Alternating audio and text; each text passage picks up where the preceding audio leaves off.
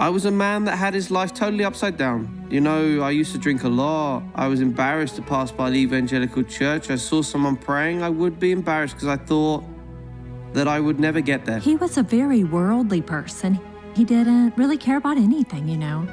Then, on that certain day that he passed out and woke up in the hospital, the doctor gathered all the family because there was nothing they could do for him, and that if he survived one of the surgeries, that would be great, but he would have to go through another because there were 2 aneurysms. Aneurysm is a fragile region in the blood vessel that leads the vessel to grow and rupture, causing damages to the patient. To correct an aneurysm, it is necessary to have a surgery using a clipping method, as it is confirmed in Edivaldo's exams from 2007. He went through a surgery.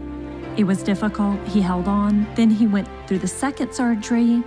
He made it, but he was completely atrophied. He was in a vegetative state on top of the bed. All I know is that I was put into a coma and stayed in the ICU for a very long time. And then 70 or more days passed by, and the doctor came to us and said, look, I'm sorry, but I need to discharge him. There's nothing left to be done. I would have to use a wheelchair. I would not be able to walk. If he was going to be able to go back and do his personal hygiene alone, there was no guarantee. I had to mouth feed him because he couldn't eat. As a nursing technician for about 26 years, I have never in my entire life never seen someone survive 1 aneurysm. And my brother managed to survive 2.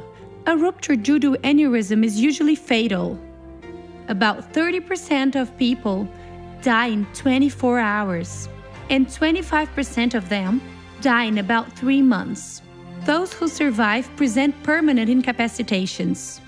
This medical note, signed by a neurologist in 2007, says that Edivaldo is disabled from cognitive functions. In other words, this explains the deficiencies that he presents. The sequelas go all the way to 2011, the year where he starts watching the Faith Show, becomes a sponsor, and learns how to rebuke evil. We watch the Faith Show, and they always talk about sponsorship.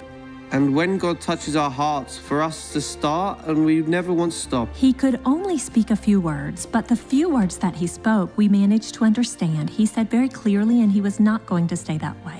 It was little by little. He did not allow the enemy to defeat him. He got up from bed and said, no, as of today, God is going to help me.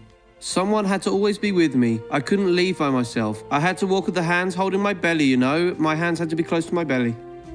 And we didn't accept that, right? We told God that we did not deserve this. With his family's determination, Edivaldo has been delivered from alcoholism for 6 years, and his arms started moving again for more than 3 years. He no longer has any problem in his arms, thank God. In each day, God has been honoring me, and thanks to the Lord God, I feel like a perfect man today. He got baptized. He's steady in church. Someone had to stay with me for almost 24 hours, and today I can do everything by myself. He can eat. He can dress himself. It's a blessing to be able to see him like this today. And today, by the grace of God, I can ride my bicycle everywhere. For a person who couldn't even walk, who was on top of a bed in a diaper, it was surely God. It was done by God.